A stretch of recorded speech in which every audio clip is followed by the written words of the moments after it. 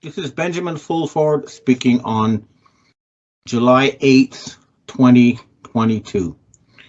Well, the big news today is that former Prime Minister Shinzo Abe was shot. The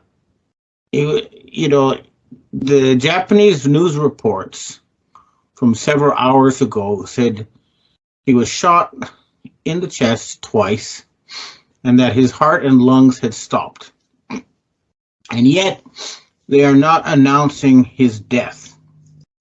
I am assuming, there's a good possibility they're thinking about creating an avatar, a lookalike, a clone, whatever, and pretend that he's still around. But we shall see. However, there's a lot of history behind Abe that I think people need to know about. First of all, at the end of World War II, when the Americans landed, they asked the wartime Prime Minister, Tojo Hideki, if he would continue as Prime Minister, the only difference being that he would secretly be taking orders from the Americans. He said, no, I won't betray my people, and he was shot and killed as a war criminal.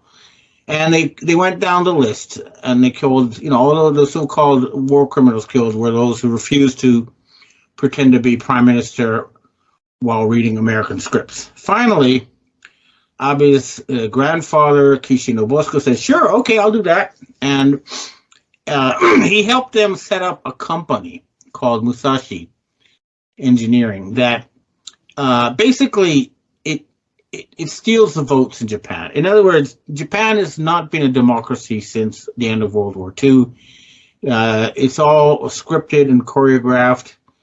The prime ministers just read scripts handed to them by their handlers, people like Michael Greenberg of the CSIS, also a Rothschild lawyer.